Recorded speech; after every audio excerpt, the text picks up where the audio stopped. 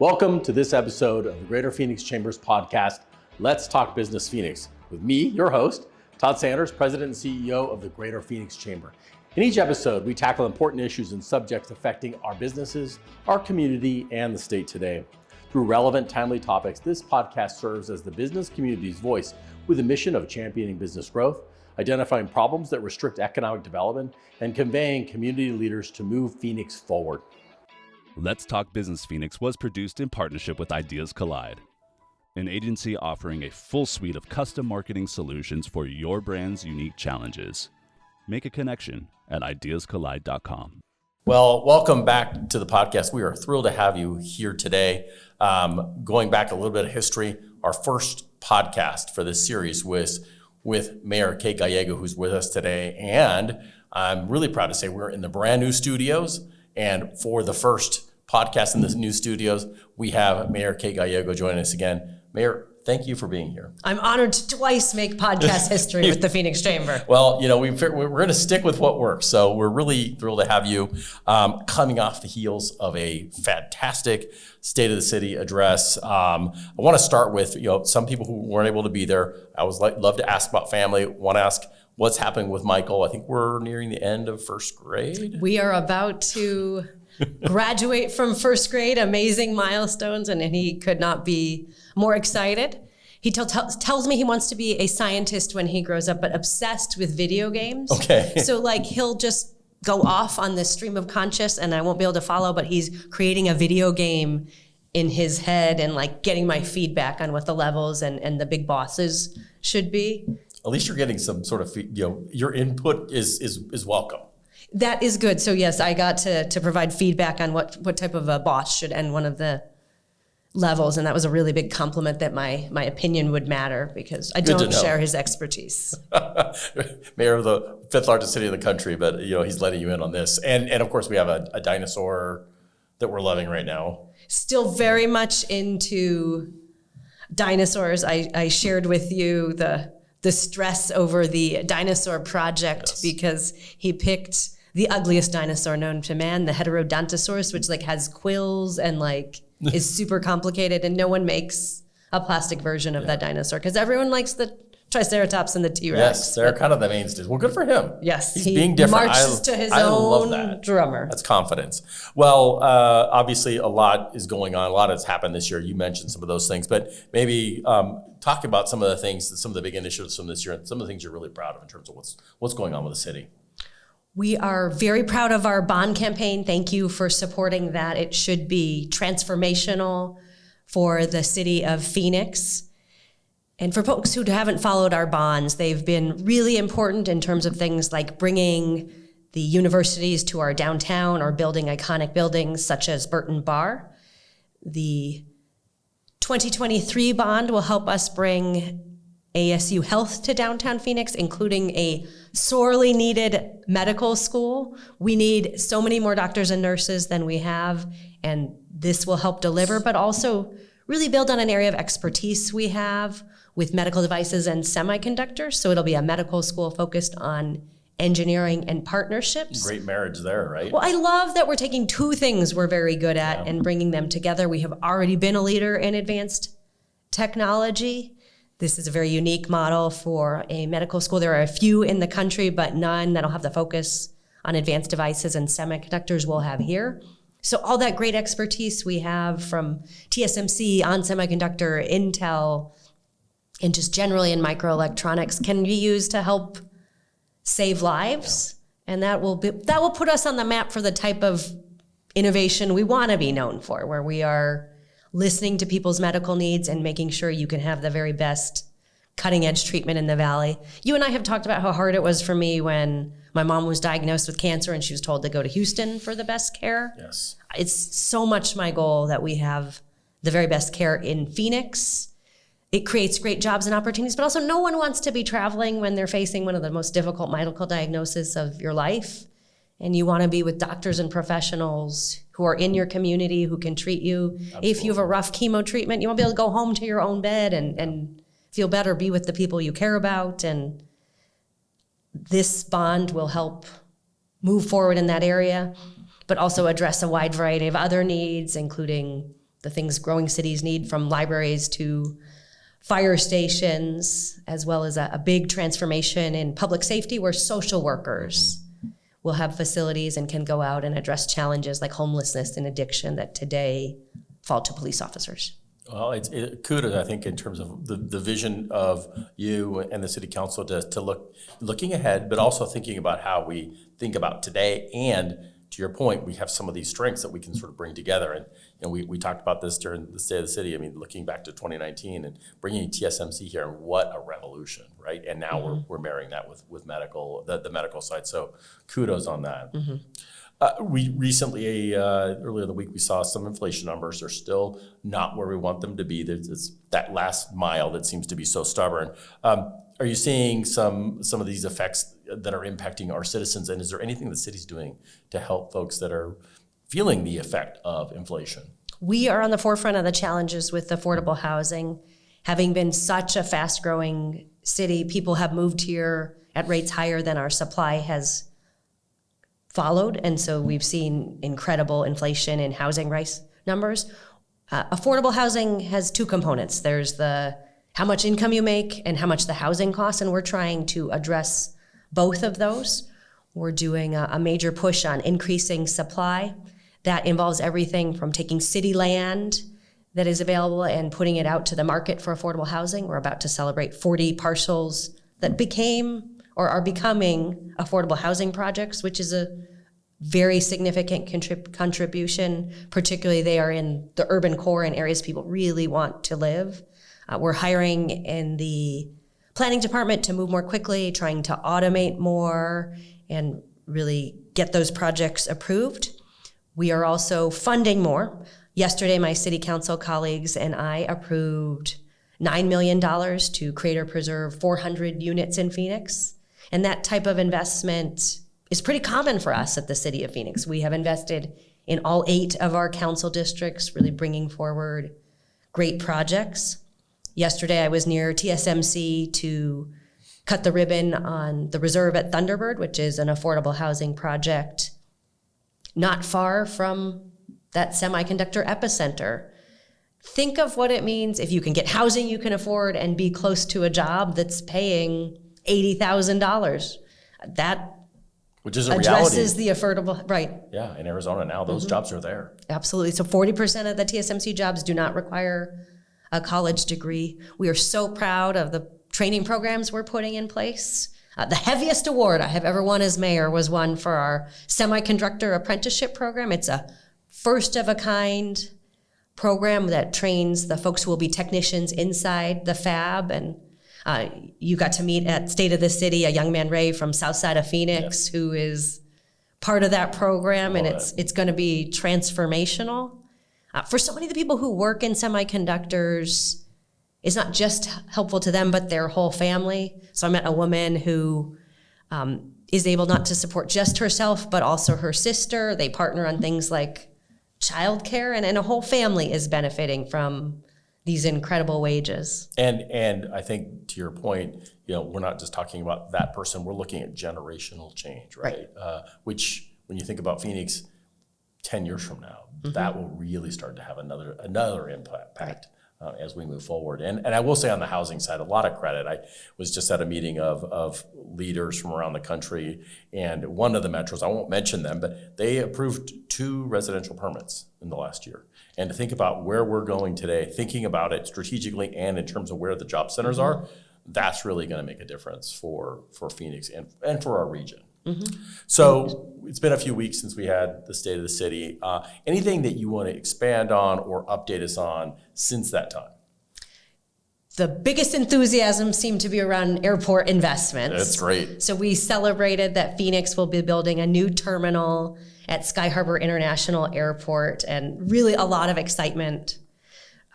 Top of my bucket list as mayor would be nonstop service to Asia. Yes.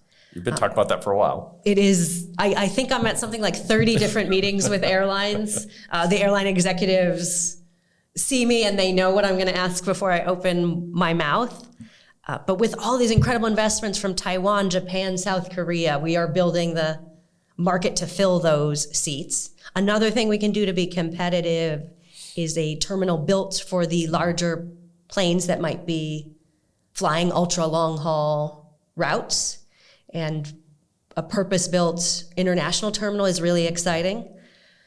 It's not a competition with Los Angeles, but people really rather arriving in our customs than LA, where you have to wait often hours longer. You may not even be able to fly directly to a terminal and have to board or disembark from your flight at a remote gate where you then get on a bus and then walk to another terminal. Yeah.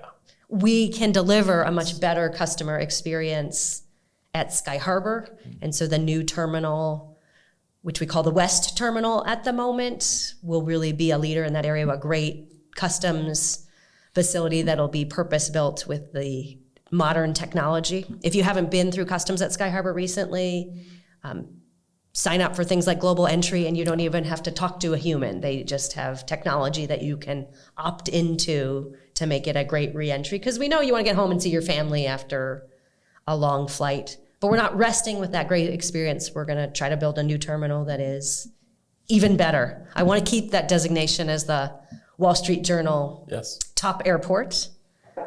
We will begin to talk about who should be the namesake of the new terminal. Right. So we have the John McCain and the Barry Goldwater terminal, and we're getting a lot of different feedback about whose name should be on that terminal. So it'll be interesting to see who the community wants to honor. Absolutely. And I don't want to go on without congratulating you on the nonstop to Paris. For many people, it may be a vacation destination, but in areas from transportation to advanced technology, we have billions of dollars of partnerships with France today. And we're also going to take advantage of the prosperity that goes with these binational investments. The French government has long prioritized the relationship with Phoenix. When they had the presidency of the European Union, one of the communities they chose to focus on was Phoenix, Arizona. So there's been a lot of behind the scenes work to make sure this air service is possible, and we will meet the moment. But they do want me to also remind everyone that there's champagne in every class of service. It is going to be tremendous. We're going to have that inaugural flight coming into Phoenix. And I think what they're also going to see when people are coming in is the intentionality around how we run the airport. And I think about, what used to be sort of a scrum to get through security. Now, you can make a reservation and get through security in a pace that's going to get you to your flight. And that's not without buying into any extra service, which I think really speaks to us doing things well, along with the fact that it's a dementia-friendly airport. We have navigators. Both our families have experienced that. And I just love that about our airport, and it speaks to our community. Absolutely. And we keep working to become more inclusive. We have new technology now. If you use a hearing aid where you can sync up with the audio announcements at the airport to be able to hear it more quickly. We have tools to help people who are visually impaired navigate through the airport. So we want it to be an airport for everyone, and we understand travel can be stressful for the best of us, but particularly if you have additional challenges. We want to keep learning and supporting people. And you'll see more of the navigators, those folks in the purple vests who help you get around, but also the Navigator Dog program has been enormously popular. It's always good when you have a stressful day and you get to just a few seconds, right? Well, that's great. I'm glad to hear that, and there's a lot of excitement there. Obviously, in other news, we have a new member of the City Council, District 7. What are some of the plans going forward? So we welcomed Councilmember Carlos Galindo Elvira. He may be familiar to many folks involved in our community. He has been a leader at Valle del Sol, the Anti-Defamation League, and now CPLC. So he is filling an interim position, perhaps until the election. And he has really shown an interest in supporting those who are most vulnerable. We have real challenges around heat and people who struggle with their power bill or who are experiencing homelessness. And it's a real point of pride that was one of the areas he said would be a focus for him. And I suspect in his year on the council, he is going to get a lot done. He has said he will not run for the 4-year term. Okay. So he's got the incentive there to get as much done as possible in the time that he has. Well, it's a true servant leader that wants to get things done and then give someone else a chance. One of the other things that I know that I've been focused on as a member of the committee is home rule. Can you speak to that a little bit and perhaps maybe give folks a sense of what it is and why it's important? Absolutely. I'm sort of dreaming people will start at the bottom of the ballot because there's such essential votes down there and they don't always get the attention. So after all the statewide and countywide ballot initiatives, you'll get to the City of Phoenix section. Every 4 years, we need to go to our voters to ask them to let us have budget authority to set our budget.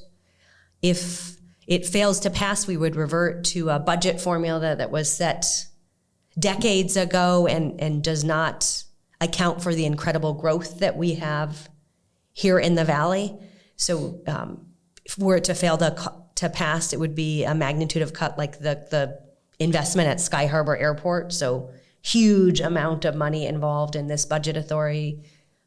Sky Harbor is a perfect example of something that has grown more quickly than inflation. The formula doesn't account for the fact that Phoenix provides regional assets like Sky Harbor, where everyone uses it, even if you're not a legal resident of the city of Phoenix. We welcome people from Mesa, from Paradise Valley, from Glendale, and all over.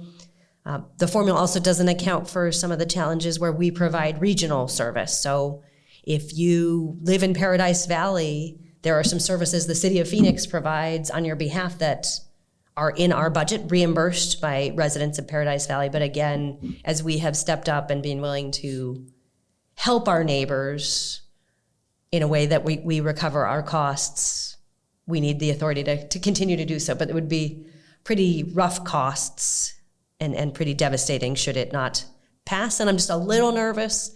I suspect this will be the longest ballot in our state history and probably frustrating for people. Yes. There's going to be some very hot button issues and elections. People have very strong opinions. My ask is stick with us. There are really important things at the bottom of the ballot that have always passed with strong support, but this election is unprecedented and the top of the ballot's going to get the most attention. But please, the regional transportation plan, home rule, they make a big difference to your daily life. 100%. It's so much of a difference. And I couldn't agree more. And I think important for people to note, unlike the federal government, when you're passing a budget, it has to be balanced. You're not spending more than you have. You're just getting the authority to spend up to where the revenues that we have. Is that correct? Right. So we don't have the ability of the federal government to borrow or print. It is dollars that we have in our budget. We're very lucky in the city of Phoenix. Our city manager was once our budget director. He really understands the numbers and works very hard on the estimates. We've won awards for how well we budget and also how accurately we budget, and we're committed to being responsible. You know, we went to the voters with a bond election that didn't raise property taxes, even though the needs were that we could have done so much more, and our community asked for so many more, but we tried to be fiscally conservative. We've lowered the rate several times during my time as an elected official, again, trying to understand that folks have a lot of costs and expenses to deal with, and we want to be partners who help by being fiscally responsible. Absolutely. And I think people see that and they appreciate it and they're voting with their feet. Mm-hmm. That's why we're seeing so many people moving to Arizona and to Phoenix specifically. Thinking about City Council once again, clearly we'll have the summer recess. Coming back, what are some of the areas you think the council is going to be tackling? Up on the list would be the codes around downtown. We are really excited for the growth and development we've had. It's been about a decade since we developed our downtown code. We're going to try to be more flexible and allow cool building products that are really diverse, and maybe the ground floor is totally different than what is in the building higher up. We also see huge demand for more active streets. People loved the outdoor dining and some of the innovations that we've done on a pilot basis, and so we'll be making those changes to allow downtown to be even more vibrant. We will continue to make our water system a huge priority. Not sexy, but honestly, if I were remembered for one thing, I might want it to be responsible water investment. We are doing partnerships with communities across Arizona, really respecting our tribal partners as essential to a strong water supply, and then 2 new very significant water reuse investments, which means we effectively create a new supply from our existing resources, and that is going to be a huge focus. Colorado River negotiations could not be more essential to the future of Phoenix, and I'm going to be spending a lot of time on trying to make sure we protect our water supply. Well, I love that. That's something that you want to have as a central tenet of your time as mayor, because you're right. It's not sexy, but incredibly important, and we'll be talking about that for decades. So getting to some of the exciting things you get to do, clearly we have been home to some pretty significant events like the Super Bowl, just had the Final Four. Talk to us about the impact, the financial impact of those events, and whether you think we're going to continue to be in the mix. I know Vegas just got in, but where do you think we are on that? Well, look, for winter events, it's hard to see a market that does it better. I always joke with folks that we'll do a no snow guarantee for them, and I think that's part of the reason we're so successful, but it's the infrastructure, the people who do event after event and come together, our public safety folks, our convention center. They're real pros, and they've done some of the most complex events over and over. We have events like Super Bowl and Final Four where we plan extensively, often for years ahead of time, and then we have good surprises, like the World Series had $107 million that was a great financial impact. The team that had just delivered Super Bowl stayed and kept going, and we're able to come together to deliver great events. This summer, we will welcome the WNBA All-Star game, and then 2027, the NBA All-Star. We're also going to have the women's Final Four, so maybe the next Caitlin Clark will be showcased in Phoenix, Arizona in 2026. A priority of mine, though, is it shouldn't just be sports events. As we have these incredible investments from South Korea, Taiwan, and Japan, I would love to see some of the big convenings of Asia-Pacific leaders be here in Phoenix. They have traditionally been in San Francisco or LA when they're in the United States, but a lot of the really dynamic investment is happening in Phoenix and not in those cities.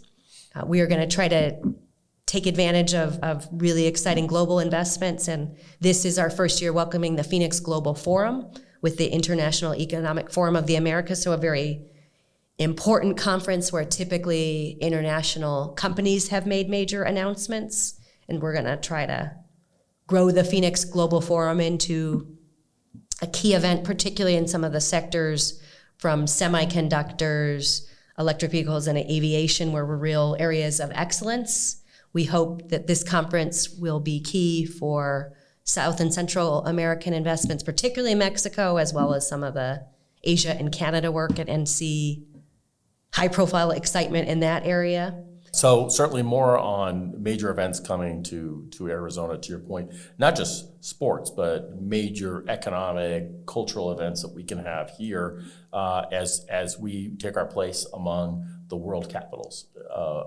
when you think about the globe. Phoenix is now starting to be one of those cities that people are talking about, which makes me so incredibly proud of everything that's going on here. So Mayor, thank you for spending so much time with us. Thank you for coming back. I appreciate the partnership. We can't let you go without a lightning round. I know it's Absolutely. Your favorite. So one of the things that I think is really telling about a person is, let's hear about your first job. What was your first job? I began my work life as a file clerk, so okay. Not particularly glamorous, and I have terrible handwriting, so it's amazing I was able to progress in economic opportunity with my slow start. So what did you learn from that job? Communication with your boss, setting expectations, and sometimes you just got to buckle down and do work, even if it is not glamorous or important. Well, an interesting sort of analogy to the work you do today. I mean, right? You communicate, you make sure people understand what you're doing. You have, you get the feedback, and then you buckle down and do the hard work like you're doing on economic development and water and everything else that's going on. Okay, so final question. First concert. I saw Bush, the band. Okay. Yep. And? Was it good? I mean, does it stick in your mind? Is it still resonate with you? Do you still listen to them? I do not still listen to them. It was a great experience. At the time, the lead singer of Bush, Gavin Rosdell, was dating Gwen Stefani, and I went with someone who brought 24 roses. She was there, and so we got to meet Gwen Stefani. Really? So that was maybe more memorable for me than the actual concert, but a very, very cool experience. And I like that. when she was here for Super Bowl, I had this real debate about whether to be like, I saw you the first time I went to a conference, but when you're mayor, you try to be a little bit cool. And so we did not. We think you're cool. Well, Mayor, thank you again. Yep. Appreciate it. Certainly look forward to having you back and to continuing the partnership with you. Wonderful. Thanks for having me back and making more podcast history. All right. Good deal.